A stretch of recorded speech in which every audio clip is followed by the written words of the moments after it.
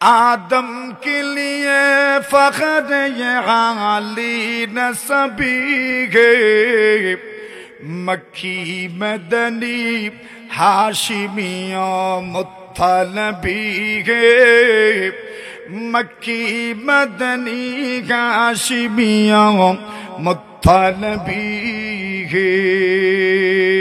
पाकीज़ा तरज़ अर्श समा जन्नत अफलाक आराम गंगे पाक रसूले अरबी गे, आराम गंगे पाक रसूले अरबी गे।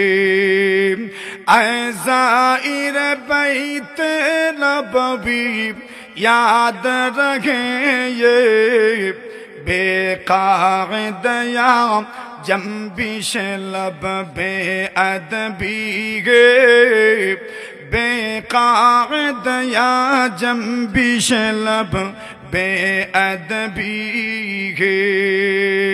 आगस तकदम पसत नजर पसत सदा हो, खाबीद यगा रूह रसूले अरबी गे, खाबीद यगा रूह रसूले अरबी गे। এরে আল্লাহর বলি, তুমি যেখানেই যাও এখানে যদি রাসূলের হাদিস নিয়ে চর্চা করে, হাদিসের আলোচনা হয়, প্রতিটি হাদিস বলার সময় আল্লাহর রাসূল যে শ্বাস নিঃশ্বাস ফেলেছেন ওইখানে যদি হাদিসের চর্চা করে আলোচনা হয়, এখানে যদিও রাসূল সাক্ষাৎ নাই কিন্তু রাসূলের রূহ এবং হাদিসে রাসূল সেখানে আছে, ঠিক কিনা? نحن الذين بايعوا محمدا على الجهاد ما بقينا أبدا اللهم لا عيش إلا عيش الآخرة فاغفر الأنصار والمهاجرين ما لنا كنا نقود والنبي يعمل فذاك منا العمل المضلل। নবী তার সাহাবায়ে কেরামদেরকে কি পরিমাণ মহব্বত করতেন, ওই লোকটার কপালে চুমু দিলেন। আল্লাহ রাসূল সবার জন্য দোয়া করতেন, আল্লাহ এরা দুনিয়ার কোন নিয়ামত চায় না, দুনিয়ার কোন চাকচিক্য চায় না, এরা একমাত্র চায় আখিরাতে আপনার জান্নাত লাভে ধন্য হতে চায়। সুবহানাল্লাহ। चमकता रहे तेरे रोज़े का मंज़र, दमकती रहे तेरे रोज़े की जाली, चमकता रहे तेरे रोज़े का मंज़र, दमकती रहे तेरे रोज़े की जाली, हमें भी अता हो व शौक़ अबू ज़र, हमें भी अता हो व जज़्बाए बिलाली, हमें भी अता हो व जज़्बाए बिलाली। मौत का समझा के गाफिल इख्तिताम जिंदगी, मौत का समझा के गाफिल इख्तिताम जिंदगी, दर हकीकत मौत की सुबह दवा में जिंदगी, दर हकीकत मौत के सुबह दवा में जिंदगी। 60 বছরের জিন্দেগি যদি শেষ হয়ে যায়, 70 বছরের জিন্দেগি যদি শেষ হয়ে যায়, 50 বছরের জিন্দেগি যদি শেষ হয়ে যায়, শেষ হতে দাও এটাকে মত বলে না, এটাকে বলা হয় অনন্ত অসীম কালের সূচনা মাত্র, ঠিক কিনা? মূল জিন্দেগি তো এটার না। মরা লাগবো নি? আমার মরা লাগবো, আপনারও লাগবে। আলা ইয়া সাকিনাল কসরিল মুআল্লা, আলা ইয়া সাকিনাল কসরিল মুআল্লা, সাতুদফানু আন করিবিন ফিত তুরাবি, লাহু মালাকুন ইউনাদি কুল্লা ইয়াউমিন লিদুলিল মাউতি ওয়াবদু লিল খারাবি, কালিলুন উমরুনা ফি দারি দুনিয়া ওয়া মারজিউনা ইলা বাইতিত তুরাবি। কোন জায়গার মাটি আপনার জন্য অপেক্ষা করছে কেউ জানে? কোন ঝাড়ের বাঁশ আপনার জন্য অপেক্ষা করছে কেউ জানেননি? ফাকাম মিন ফাতান আমসা ওয়া আসবাহা দাহিকা ওয়া কাদ নুসিজাত আকফানুহু ওয়া হুয়া লা ইয়াদরি। আল্লাহর বান্দাগণ, কত যুবক সকালবেলা সন্ধ্যাবেলা বাজারে ঘোরাঘুরি করে, কিন্তু এই যুবক জানে না তার জন্য কাফনের কাপড় রেডি হয়ে আছে, ঠিক না? যুবক মরেন না। ফাকাম মিন ফাতান আমসা ওয়া আসবাহা দাহিকা ওয়া কাদ নুসিজাত আকফানুহু ওয়া হুয়া লা ইয়াদরি। ফাকাম মিন সিগারিন ইউরতাজা তুলু উমরিহি ওয়া কাদ উদখিলাত আজসাদুহুম যুলমাতাল কবরি। এই দুনিয়াতে কত নবজাতক সবে মাত্র জন্মগ্রহণ করে, ওই নবজাতক সন্তানটাকে তার বাবা বা নিজের হাতে দাফন করে দেয়। 1 বছরের শিশুকে দাফন করা হয়, 2 বছরের সন্তানকে দাফন করা হয়, 3 বছরের সন্তানকে দাফন করা হয়। পানিতে ডুবে আর মারা যায়, অ্যাক্সিডেন্টে মারা যায়, ডাক্তারের কাছে হাসপাতালে মারা যায়। কত সন্তানকে কেউ তো চক্রান্ত করে মেরে ফেলে। ওই মানুষগুলো যখন ওই ছোট্ট ছোট্ট সন্তানকে দাফন করে, অথচ ওই সন্তানগুলোর ব্যাপারে মানুষের আশার, মানুষের কল্পনার কোনো শেষ ছিল না। ওই ছোট্ট ছোট্ট সন্তানের ব্যাপারে মানুষের স্বপ্নের কোনো শেষ ছিল না, কিন্তু স্বপ্নগুলো ওই ছোট্ট ছোট্ট সন্তানদের সাথে কবরের মধ্যে দাফন হয়ে যায়, ঠিক না বেঠি? কই কেউ কি কল্পনা করেছে এই ছোট্ট ছেলেটি মারা যাবে? কেউ কি কল্পনা করেছেন এই ছোট্ট মেয়েটি মারা যাবে? না না, কেউ কল্পনা করে নাই। ফাকাম মিন আরুসিন فكم من عروس زينوها لزوجها وقد قبضت أرواحها ليلة القدر। সামনে রমজান মাস, একটা রজনী এমন যেই রজনীতে মানুষের ভাগ্য নির্ধারণ হয়। ওই রাতকে বলা হয় শবে কদর, ওই রাতকে বলা হয় লাইলাতুল কদর। মানুষের হায়াতি জিন্দেগি, মানুষের জীবন, মানুষের মরণ, সবকিছুর একটা লিপি আসে দুনিয়ার ফেরেশতাদের হাতে, আজরাইলের হাতে। এই বছর কারা কারা মারা যাবেন ওইটা তো আল্লাহর ইলমের মধ্যে আছে, কিন্তু ওইটা জান কবজের মন্ত্রণালয়ে পেশ করা হয় শবে কদরে। সুবহানাল্লাহ। কোন রাত্রে? মানুষ সৃষ্টির সময় তো জানা যায় কতদিন বাঁচবেন আল্লাহর জানা আছে, কিন্তু প্রত্যেক শবে কদরে কি করা হয়?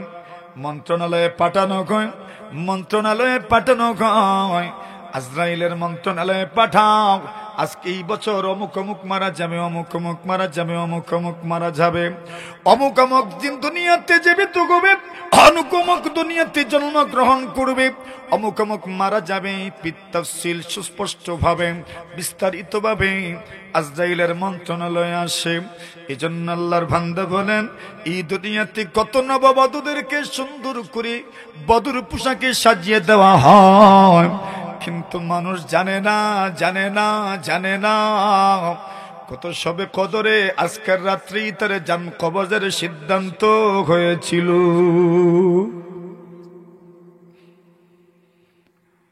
কত নতুন স্ত্রী এই রাত্রি মারা যায়। এক ঘটনা শুনছিলাম এক জায়গার, আল্লাহর বান্দি এসেছে স্বামীর বাড়িতে, এখন তো বিউটি পার্লার আছে, সাজানো হয়েছে, আসার পরে এখন অজু পড়তে চায়। শ্বশুর বাড়ির লোকজন বলে অজু পড়ো না, অজু যদি পড়তে যাও তবে তোমার শরীরের মেকআপ নষ্ট হয়ে যাবে, মুখের মেকআপ নষ্ট হয়ে যাবে। যারা নামাজি হয়ে তারা জানে দুনিয়ার সবচেয়ে ফ্রেশ, দুনিয়ার সবচেয়ে ভালো মেকআপের নাম হলো উজু। উজু যত বেশি পড়বেন আল্লাহ চেহারাকে তত বেশি চমকা দিবেন। জোরে জোরে বলেন, জোরে বলেন। আপনি তো একবার ফেস ওয়াশ দিয়ে, আপনি তো একবার চেহারা ধৌত করেন, কিন্তু একজন নামাজি মানুষ প্রতিদিন কমপক্ষে 5 বার তার চেহারা উজুর মাধ্যমে ধোয়। সুবহানাল্লাহ। কতবার? 5 বার। তো কে বেশি পরিষ্কার? মুসল্লি, নামাজি। আল্লাহর বান্দি বলেন, আমার সৌন্দর্য আমার চেহারা, আমার সৌন্দর্যের জন্য দুনিয়ার কোন মেকআপ জরুরত নাই। আমার আল্লাহ আমাকে ডাকছেন, হাইয়া আলাস সালাম, হাইয়া আলাস সালাম, চলো নামাজের দিকে চলো, চলো নামাজের দিকে চলো, চলো নামাজের দিকে চলো। আমার আল্লাহ ডাকছেন আমাকে, আল্লাহর দায় আমাকে ডাকছেন, আমি লাব্বাইক বলতে চাই, আমি হাজির, আমি নামাজ পড়বো। আল্লাহ আপনি আমাকে বেনামাজি বানায়েন না। ওই মহিলা যায় উজু পড়ে, উজু পড়ে যখন আসি নামাজ শুরু করেছে, সিজদায় থাকতে থাকতেই তার জান আল্লাহ কবজ করে নিয়েছে। কি মৃত্যু তার! ওয়াকাদ কুবিদাত আরওয়াহুহা লাইলাতুল কদর, তার জান কবজ করা হয়েছে লাইলাতুল কদরে। লাইলাতুল কদরেই তো তার জান কবজ করার সিদ্ধান্ত গ্রহণ করা হয়েছে। সুবহানাল্লাহ। ওয়াকাদ কুবিদাত আরওয়াহুহা লাইলাতুল কদরি ফাকাম মিন সাহিহিম মাত মিন গায়রি ইল্লাতিন وكم من سقيم عاش حينا من الدهر। আল্লাহর বান্দা বলেন, এই দুনিয়াতে কত সত্য সবল মানুষ এমন আছে, যেই মানুষটা হঠাৎ করে মারা যায়, আর কত অসুস্থ মানুষ এমন আছে অসুস্থতা নিয়ে বছর বছর বেঁচে যায়। কান নিয়ন্ত্রণে জোরে মাহফিলের শেষ, স্মরণ করো জীবনের শেষ। এজন্য সব শেষ ভালো যার, কষ্ট নেই হলো যার, শেষ করে দিতাম, শেষ ভালো যার, সব ভালো তার। একটা উদাহরণ দেই। রাসূলুল্লাহ সাল্লাল্লাহু আলাইহি ওয়াসাল্লাম খায়বারের যুদ্ধে, খায়বার অবরোধ করে রেখেছেন, বিভিন্ন কেল্লাগুলো অবরোধ করে রেখেছেন। এখন রাসূল আকরাম সাল্লাল্লাহু আলাইহি ওয়াসাল্লাম তো বিশ্ব রাসূল নয়, বিশ্ব নেতাও না। শুধু বিশ্ব রাসূল, বিশ্ব নবী না বিশ্ব নেতাও? বিশ্ব, এর চাইতে বড় কোন নেতা নাই। রাসূলের রণকৌশল নিয়েও গবেষণা হয়েছে। সুবহানাল্লাহ। যুদ্ধের কৌশল নিয়ে, যুদ্ধ নীতি নিয়েও গবেষণা হয়েছে।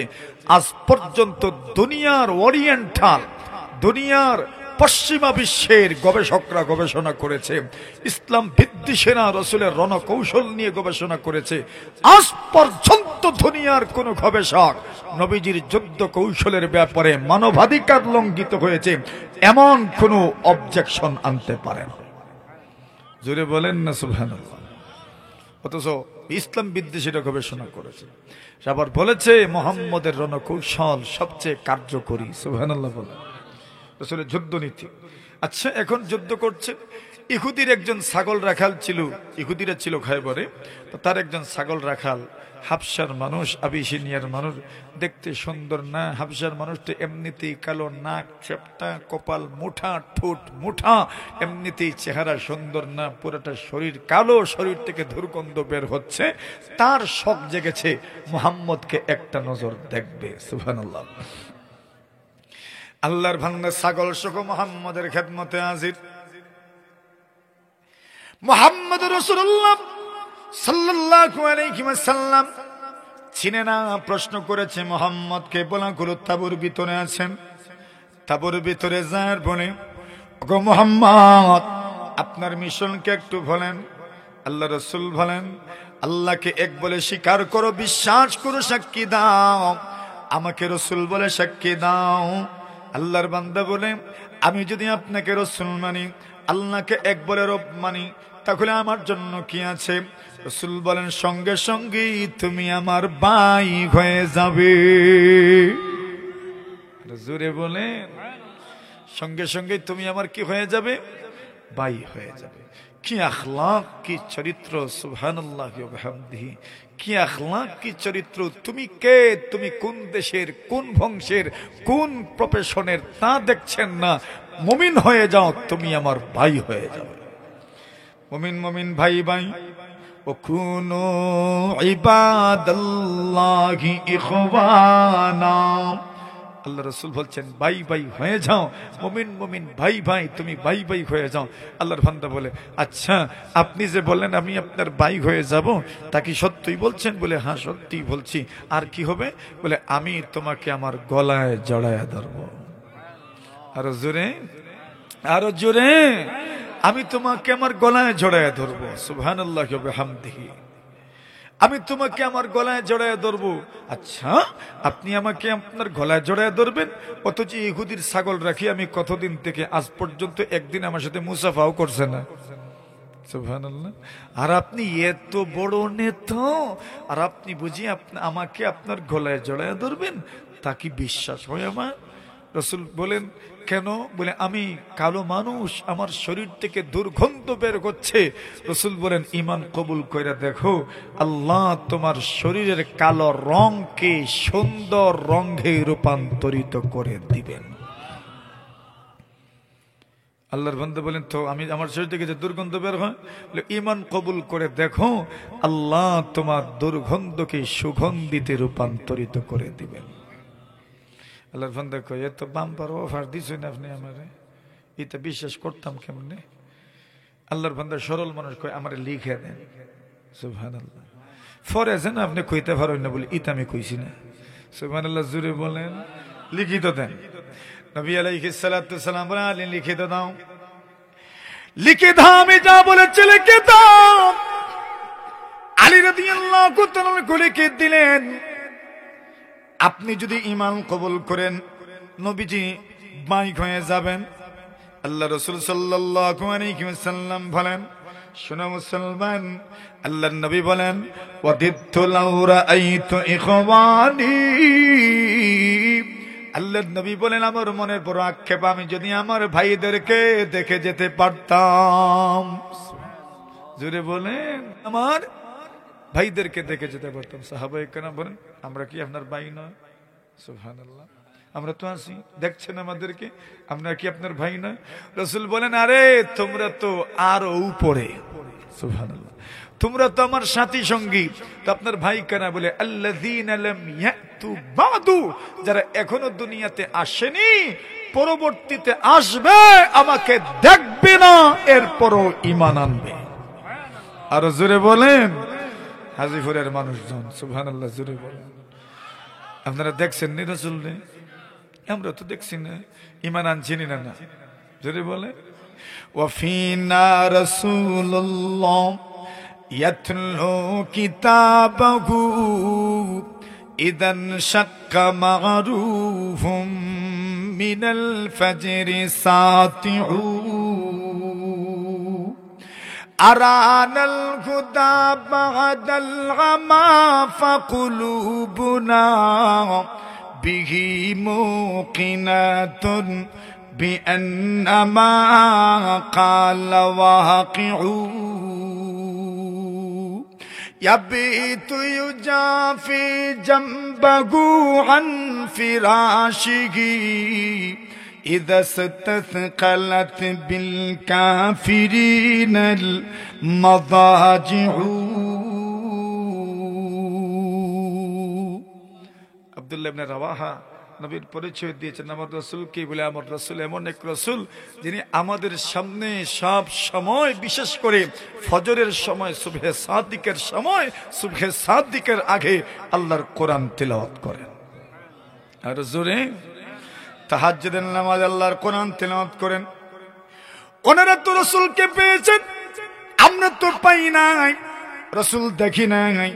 ওরা তো রাসূলকে দেখেছেন, আমরা যদিও রাসূলের শ্বাস প্রশ্বাস অনুভব করি নাই, আমরা যদিও রাসূলকে দেখি নাই, কিন্তু নবীজির হাদিস আমাদের সামনে আছে না নাই? জোরে বলেন। নবীজির হাদিস তো আমাদের সামনে আছে। এই জন্য যেখানে হাদিসের আলোচনা হয়, যেখানে কোরআনের আলোচনা হয়, ওই মানুষগুলো যদিও রাসূলকে দেখে নাই, রাসূলের সাক্ষাৎ পায় নাই, রাসূলের শ্বাস প্রশ্বাস পায় নাই, কিন্তু প্রতিটি হাদিসের রন্ধ্রে রন্ধ্রে আল্লাহর নবীজির ঘ্রাণ পাওয়া যায়, ঠিক কিনা? জোরে বলেন, আরো জোরে। आदम के लिए फख्र ये आली नसबी है, मक्की मदनी हाशिमिया मुत्तलबी है, मक्की मदनी हाशिमिया मुत्तलबी है।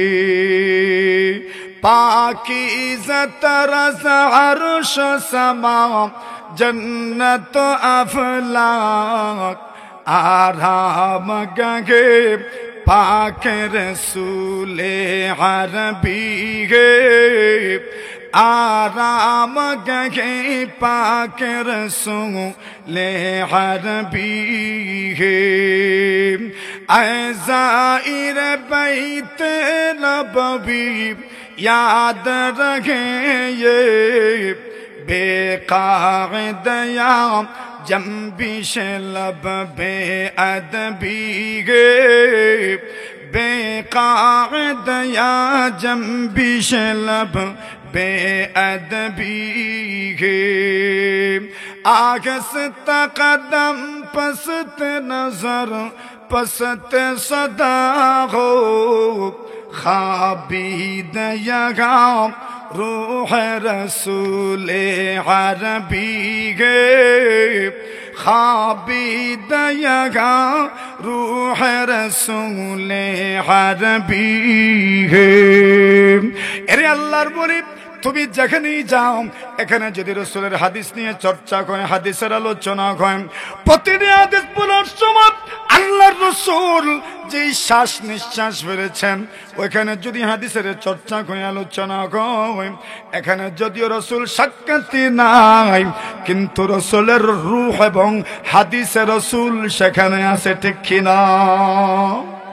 কথা বলেন তো। তো এখানের তাজিম, ইকরাম, সম্মান কম না বেশি? জোরে বলেন। আচ্ছা, এখন যেই কথা বলছিলাম, আচ্ছা শুনেন। এখন উনি বলছেন, আল্লাহ রাসূল সাল্লাল্লাহু আলাইহি ওয়াসাল্লাম বলছেন যে আমি যদি আমার ভাইদেরকে দেখতে পারতাম, তো কারা বলে যারা এখনো আসে নাই দুনিয়াতে, পরবর্তীতে আসবে আর আমার উপর ঈমান আনবে। নবীজি বলেন, আচ্ছা তো ওরা তো দুনিয়াতে আসে নাই।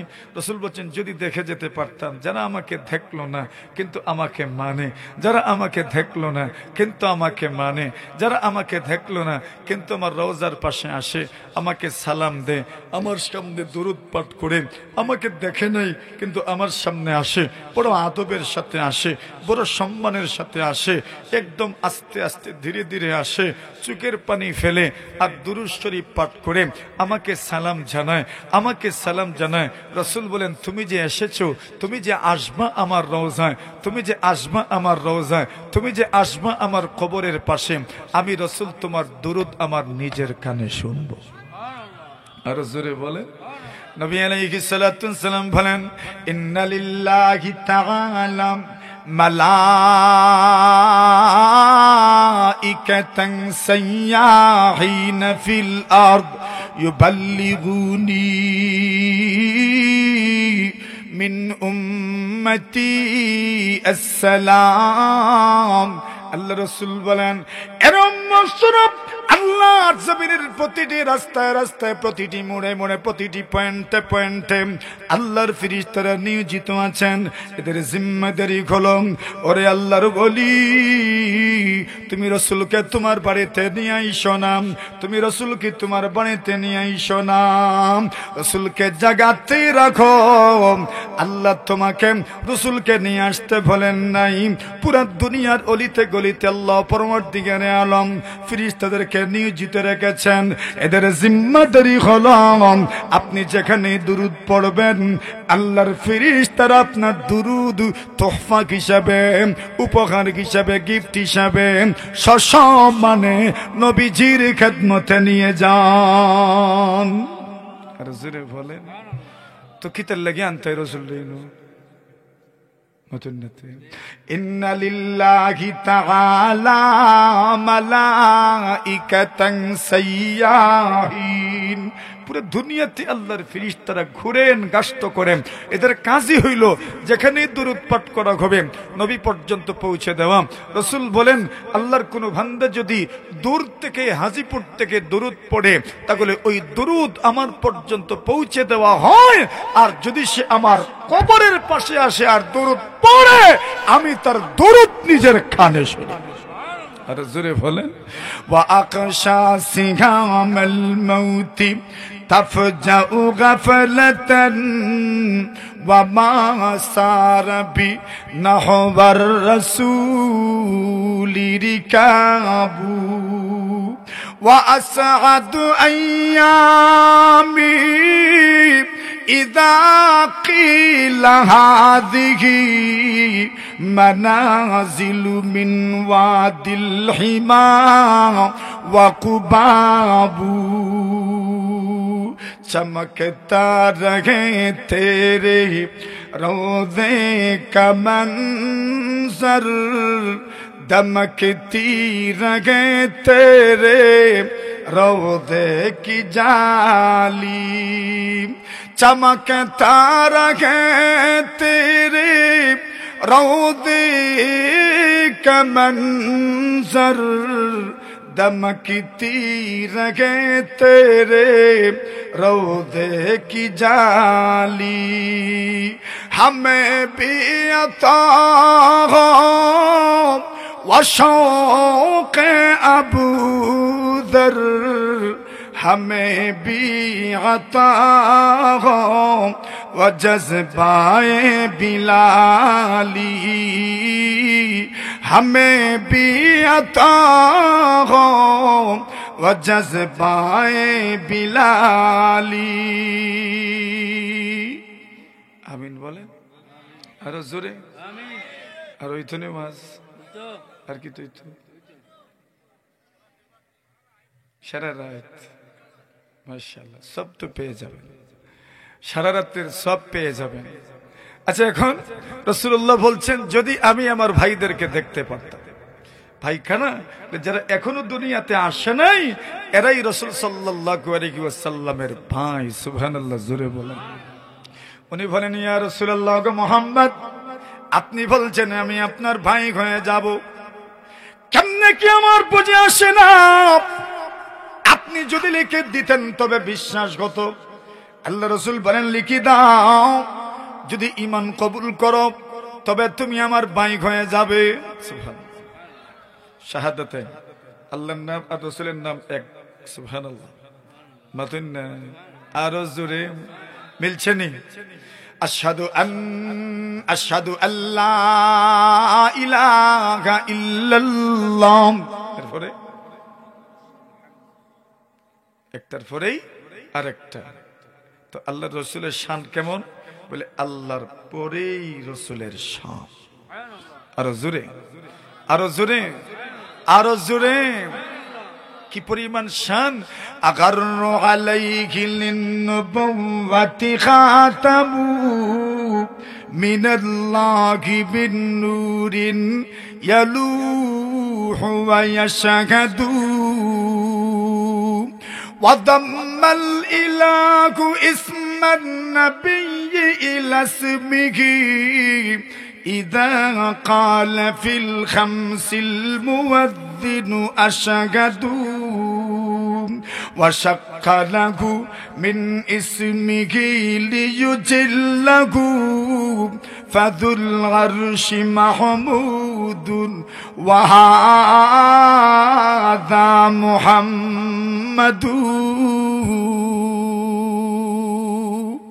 আল্লাহর বান্দা বলেন নবীজির শান কেমন বলে আজান যখন দেয় মুয়াজ্জিন আল্লাহর নামের সাথে আল্লাহ রাসূলের নামকেও যুক্ত করে দিয়েছেন সুবহানাল্লাহ জোরে বলেন আলী লিখলেন আল্লাহর বান্দা বলে তো শুনেন আমি পড়লাম আশহাদু আল্লা ইলাহা ইল্লাল্লাহ ওয়া আশহাদু আন্না মুহাম্মাদুর রাসূলুল্লাহ রাসূল সাথে সাথেই তাকে গলায় জড়ায় ধরছেন কপালে চুমু খেয়েছেন নবী আলাইহিস সালাতু ওয়াস সালাম বলেন লা আইয়াহদিয়াল্লাহু বিকা রাজুলাম আরে আল্লাহর বান্দা তোমার মাধ্যমে যদি আল্লাহ পাক দুনিয়ার কোন মানুষকে হিদায়াত দেন তাহলে আপনার মর্যাদা কি পরিমাণ রাসূলুল্লাহ সাল্লাল্লাহু আলাইহি ওয়াসাল্লাম বলেন হাজার হাজার লাল বর্ণের ঘোড়া এবং উটের মালিক যদি হয়ে যান আর এগুলো যদি আল্লাহর রাস্তায় সদকা করেন যে পরিমাণ সওয়াব তোমার মাধ্যমে কেউ যদি হিদায়াত লাভ করে এর চাইতে বেশি সওয়াব আল্লাহ আপনার আমলনামায় দিবেন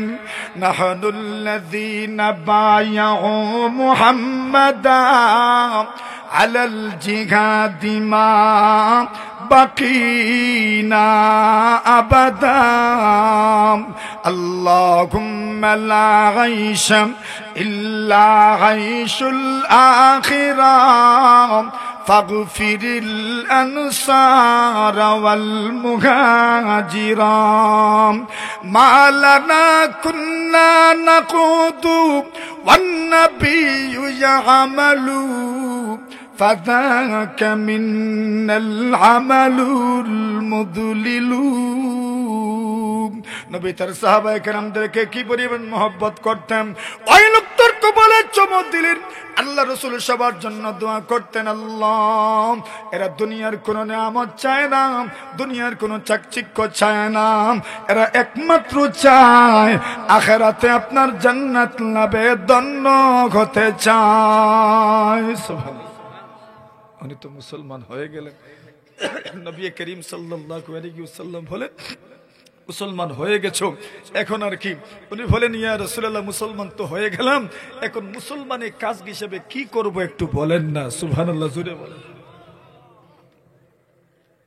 আল্লাহ রাসূল বললেন মুসলমানের কাজ হিসেবে প্রথম কাজ হলো যাও আর গিয়ে ইহুদির ছাগল নিয়ে তুমি আমার কাছে এসেছো ওইগুলো আগে ফেরত দিয়ে আসো সুবহানাল্লাহ জোরে বলেন এদের সাথে যুদ্ধ চলমান রাসূল যদি সবগুলো ছাগল গনিমতের সম্পদ হিসেবে রেখে দিতেন তো চলতো কিন্তু কিয়ামত পর্যন্ত লোকজন বলবে মুহাম্মদ তার সাথীদেরকে দিয়ে চুক্তি ভঙ্গ করাইছে তার উপস্থিতিতে ইহুদির সাথে তার চুক্তি ছিল ছাগল মাঠে নিয়ে যাবে চারণভূমিতে চড়াবে এরপরে আবার বাড়িতে নিয়ে আসবে ওইটা মানে নাই মুহাম্মদ উপস্থিত থেকে আশকারা দিয়েছে এজন্য আগে ছাগলগুলো ইহুদির হাতে হস্তান্তর করে আসো সুবহানাল্লাহ জোরে বলেন হস্তান্তর করে আসলেন বলেন এখন বলেন না কি আমল করতে পারি রাসূল বলেন নামাজের ওয়াক্ত না যে নামাজের কথা বলবো রোজার মাস না যে রোজার কথা বলবো যাকাত তোমার উপর ফরজ নয় যে যাকাতের কথা বলবো হজ তোমার উপর ফরজ নয় আবার মৌসুম নয় হজের কথা বলতে পারছি না তবে একটা আমল চলমান সেই আমলের নাম হলো জিহাদ চলতেছে সুবহানাল্লাহ আর জোরে কি চলতেছে? জিহাদ চলতেছে, জিহাদ চলতেছে। আরে জিহাদ, আমরা তো ইবাদত করি, কিন্তু জিহাদের ময়দানের ইবাদত আর এই আমার আপনার ঘরের ইবাদত, মসজিদের ইবাদত, আসমান জমিনের ব্যবধান। সুবহানাল্লাহ, জোরে বলেন।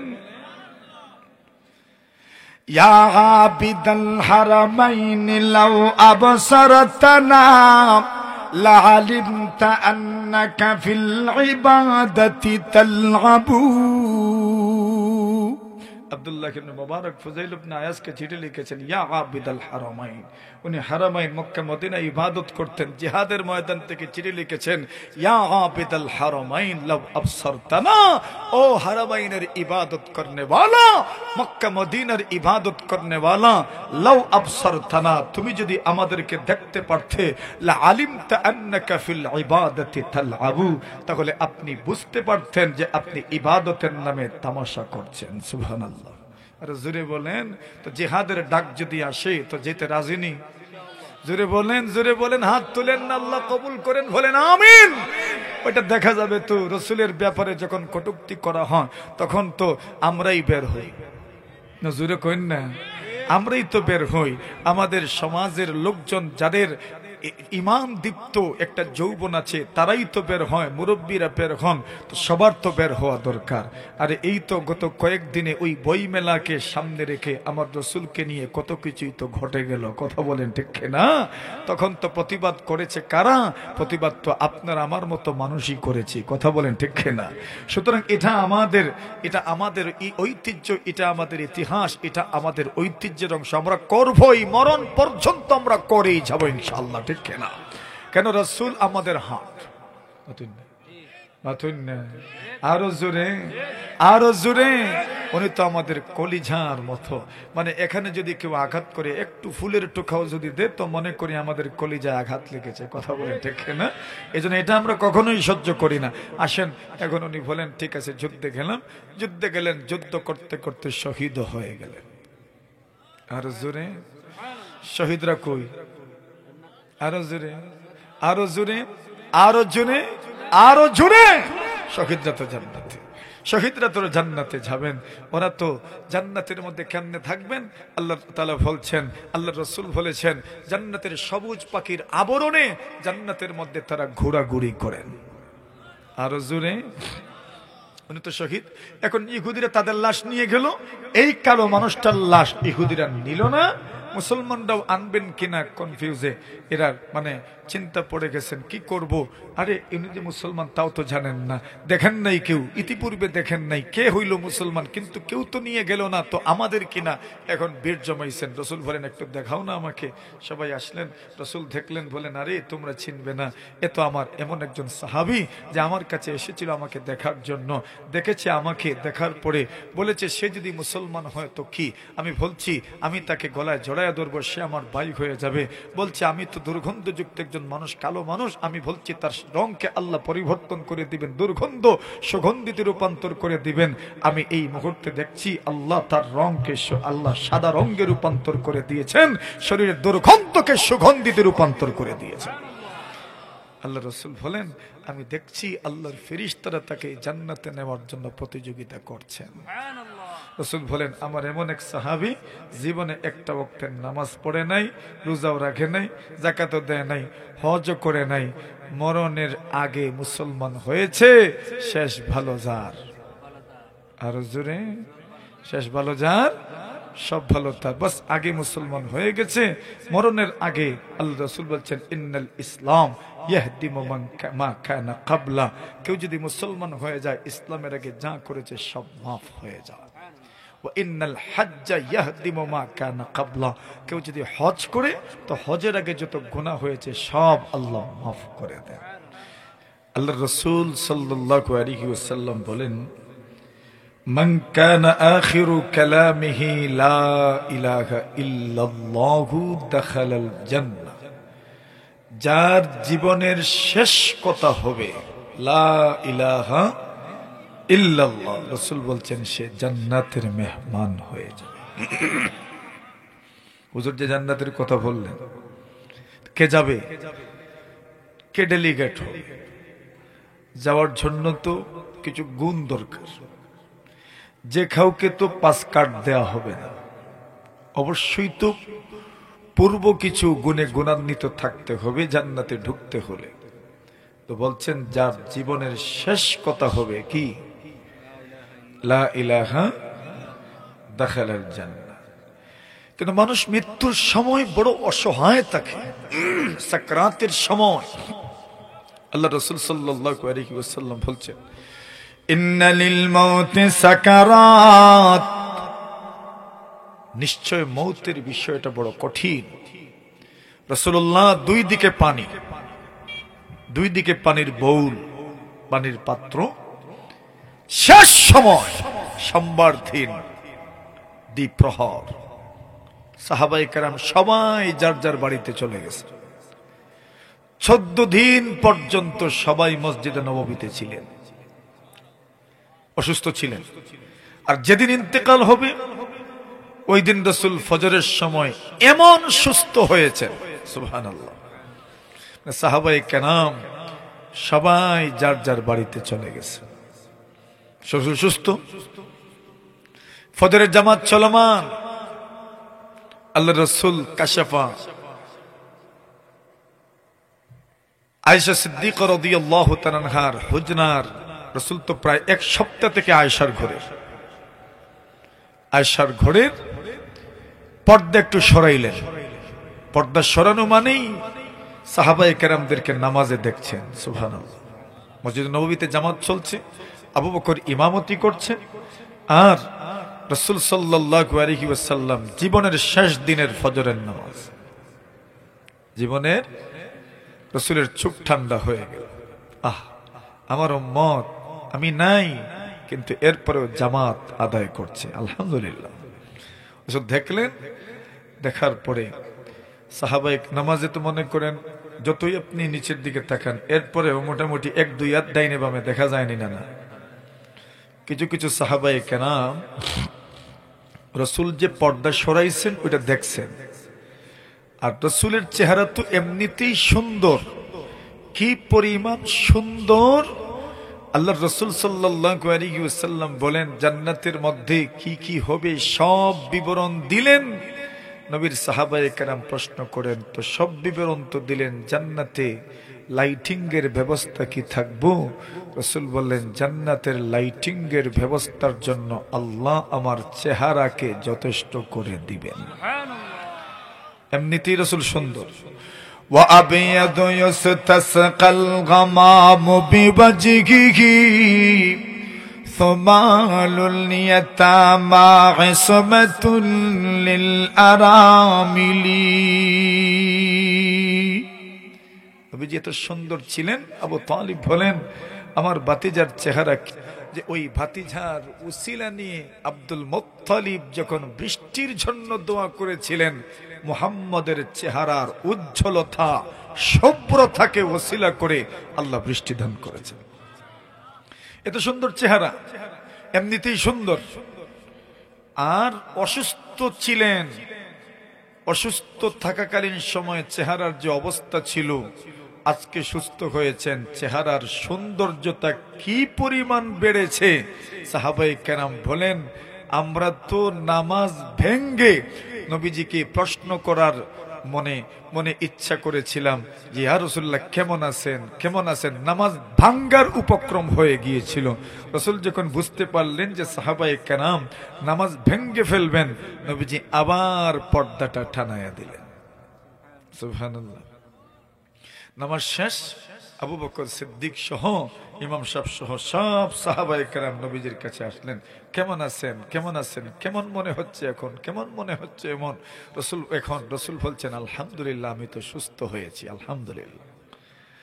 এখন আবু বকর সিদ্দিক বলেন ইয়া রাসূলুল্লাহ, আমি তো মদিনার অনতি দূরে আমার আরেকটা সংসার আছে, ওখানে যাওয়া হয় নাই অনেক দিন থেকে, আপনি যদি একটু অনুমতি দিতেন তো আমি একটু দেখে আসতাম। রাসূল বললেন যাও, কপালে চুমা দিলেন, চলে গেলেন। সব সাহাবায়ে কেরাম যার যার বাড়িতে চলে গেছেন। নবীজি একা আম্মাজান আয়েশার হুজরায়, আম্মাজান আয়েশা বলেন যত সময় যাচ্ছে দ্বিপ্রহর ঘনিয়ে আসছে, রাসূলুল্লাহর সাকরাত শুরু হয়ে গেছে। আম্মা জান বলেন, রাসূলুল্লাহ আমার গরিব, আমি রাসূল সাল্লাল্লাহু আলাইহি ওয়াসাল্লামের পাশে বসা। আল্লাহ রাসূল বললেন, আমাকে বসাও। আম্মা জান বলেন, আল্লাহর কি হুকুম? আল্লাহ আমাকে সৌভাগ্য দান করেছেন, আল্লাহর নবী বিশ্ব নবীজি মুহাম্মদুর রাসূলুল্লাহ সাল্লাল্লাহু আলাইহি ওয়াসাল্লামকে আমি আমার বুকের সাথে রাসূলকে এইভাবে টেক নিয়ে বসাইলাম। আম্মা জান বলেন, আমার কি ভাগ্য, আল্লাহর নবী প্রায় সপ্তাহ দিন থেকে আমার ঘরে, কিন্তু যেই দিন রাসূলের ইন্তেকাল হলো ওই দিন ছিল আমার ভারী, মানে আমার ঘরে থাকা রাসূলের ওই দিন সিদ্ধান্ত ছিল এই দিন নবীর ইন্তেকাল কোন আমার ঘরে রাসূলের ইন্তেকাল হলো। আল্লাহর নবীজি সাল্লাল্লাহু আলাইহি ওয়াসাল্লাম সাকরাত যখন শুরু হলো, দুই হাত দুই দিকে, আল্লাহর নবী বলেন, পানি আনো। দুই দিকে পানির দুই বোল রাখা হলো।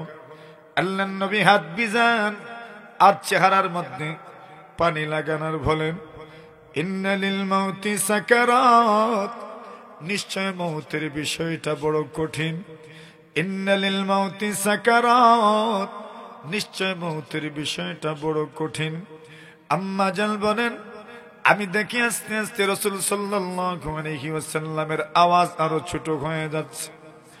হঠাৎ করে তাকা দেখি নবীজি উপরের দিকে হাত তুলেছেন, উপরের দিকে হাত তুলে বলছেন, আল্লাহুম্মা রাফিকাল আলা, ওগো রব্বুল আলামিন, আপনি মেহেরবানি করে আপনার সঙ্গে আমাকে মিলায় দেন। আল্লাহুম্মা রাফিকাল আলা, আল্লাহ গো মেহেরবানি করে আপনার সঙ্গে আমাকে মিলায় দেন। আল্লাহর নবীজি সাল্লাল্লাহু আলাইহি ওয়াসাল্লামের স্ত্রী আম্মা জান বলেন, নবীজি তখন মনে মনে কি যেন পড়ছিলেন, মুখে তেমন আওয়াজ নাই, মুখে তো শক্তিও নাই, হাতও আস্তে আস্তে নিচের দিকে আছে। আল্লাহর নবীজি সাল্লাল্লাহু আলাইহি ওয়াসাল্লামের স্ত্রী আম্মা জান বলেন, নবী কি বলেছেন তা যদি আমি শুনি না, তবে ওই কথাগুলো কে কাকে বলবে? আম্মা জান বলেন, আমি খুব মনোযোগের সাথে রাসূলের কথাগুলো ফলো করলাম। আল্লাহর নবী বলছিলেন, মাআল্লাযীনা আনআমাল্লাহু আলাইহিম মিনাল নাবিয়্যিন ওয়াস-সিদ্দীকীন ওয়াশ-শুহাদা'i ওয়াস-সালিহিন ওয়া হাসুনা উলাইকা রাফীকা। ওগো রব্বুল আলামিন, আপনি আমাদেরকে নবী, আমাকে নবীদের সঙ্গে মিলায় দাও, সিদ্দিকদের সাথে মিলায় দাও, শহীদদের সাথে মিলায় দিও, নেককার মানুষদের সাথে মিলায় দিও। আম্মা জান বলেন, আস্তে আস্তে নবীজির হাতটা নিচের দিকে আসতে শুরু হয়েছে। একটু পরে হাত নিচে পড়ে গেল। তাকা দেখি নবুয়তের শেষ সূর্যটা দুনিয়া থেকে বিদায় হয়ে গেছে। সাকরাত আছে না নাই? ওই সময় মানুষের হুঁশ থাকে না। আল্লাহর নবী বলেছেন, সেই সময় যদি কেউ সর্বশেষ কথা যদি বলে লা ইলাহা ইল্লাল্লাহ, আল্লাহর নবী বলেন দাখালাল জান্নাত, জান্নাতি হয়ে যাবে। কিন্তু যেহেতু হুঁশ ঠিক থাকে না, এই জন্য বলেছেন তোমরা তোমাদের মৃত ব্যক্তিদের তালকিন করো। যাদের সাকরাত শুরু হয়ে যায় এদেরকে তোমরা তালকিন করো, লা ইলাহা ইল্লাল্লাহর তালকিন করো। লাকিনু মাউতাকুম বিকৌলি লা ইলাহা ইল্লাল্লাহ। রাসূল বলছেন, মৃত ব্যক্তি, যেই ব্যক্তির সাকরাত শুরু হয় ওই ব্যক্তির চতুর্দিকে বসো আর পড়ো লা ইলাহা ইল্লাল্লাহ, লা ইলাহা ইল্লাল্লাহ। কেন? ওই ব্যক্তি জানে না, হুঁশ নাই, কে পড়বে না পড়বে কোনো কিছু বুঝে উঠতে পারে না। ওই সময় যখন আপনার জবান থেকে বের হবে লা ইলাহা ইল্লাল্লাহ, হুঁশ আসতে পারে আর লা ইলাহা ইল্লাল্লাহ বলতে পারে। একবার যদি লা ইলাহা ইল্লাল্লাহ বের হয়ে যায় আর পড়তে হবে না, ওই কথাটাই যদি শেষ কথা হয় রাসূল বলেন সাথে সাথেই জান্নাতের মেহমান হয়ে যাবেন। এখন বলেন তো, আমরা আমাদের অসুস্থ বৃদ্ধ মানুষদেরকে যে লাইফ সাপোর্টে ঢুকাই, কে তালকিন করে ওই সময় বলে? তো কেন ঢুকান? এর মানে আপনি আপনার বাবাকে মরতে দিবেন না, এর মানে আপনি আপনার মাকে মরতে দিবেন না। যদি আপনি লাইফ সাপোর্টে নিয়ে যান তবে বলেন না স্বাভাবিক মওত কার নাম বলেন। এর মানে তো আপনি মরতেই দিবেন না, তবে মরবে কিভাবে ওইটা আপনি বলেন। সবাই তো বলি কুল্লু নাফসিন যায়িকাতুল মওত, প্রত্যেক মানুষকে মৃত্যুর স্বাদ গ্রহণ করতে হবে। লাইফ সাপোর্ট যদি ঢুকায় দাও তবে মরণটা কাকে বলে একটু বলেন। ফার্সিনি বুঝাইতে হবে তো, মানুষ মরতা কেমনে কমতে, মরা তো লাগবো। তো লাইফ সাপোর্টে নিলে গেছে, এর অর্থ তো হইল চ্যালেঞ্জ তোমার লগে আল্লাহ দেখি নেও চাই।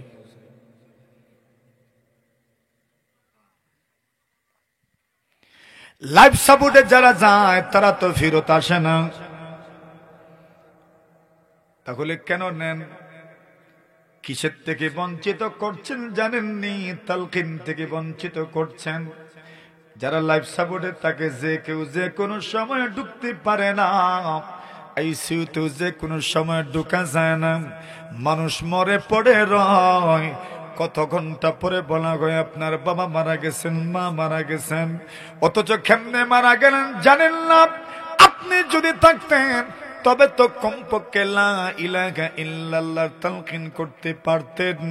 কমপক্ষে জীবনের শেষ সময়টাতে আপনার বাবাকে আপনি সহযোগিতা করতে পারতেন, মাকে সাহায্য করতে পারতেন। জীবনের শেষ কথাটা যেন লা ইলাহা ইল্লাল্লাহ হয়।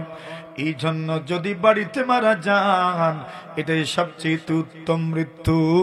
মরতে তো হবেই, ৮০ বছরের পরে আর কি বাঁচার আশা আছে বলেন? কষ্ট ভাইরা নিয়ে আমার কথা বুঝার তো দরকার, আমি আমার বাবার ক্ষতি করলাম না লাভ করলাম। তালকিন তো হইল না। লাকিনু মাউতাকুম বিকাউলি লা ইলাহা ইল্লাল্লাহ। এজন্য একটা সময় তো এগুলো কিচ্ছুই ছিল না। এখন কিছু মানুষও মানুষের সমালোচনা করে, ইস যদি আইজত নিতে গিয়ে তো মনে হয় ঠিক হয়ে গেল। কেটা কইছে তোমার? হায়াতের জিম্মাদার তুমি? কে জিম্মাদার হায়াতের বলেন?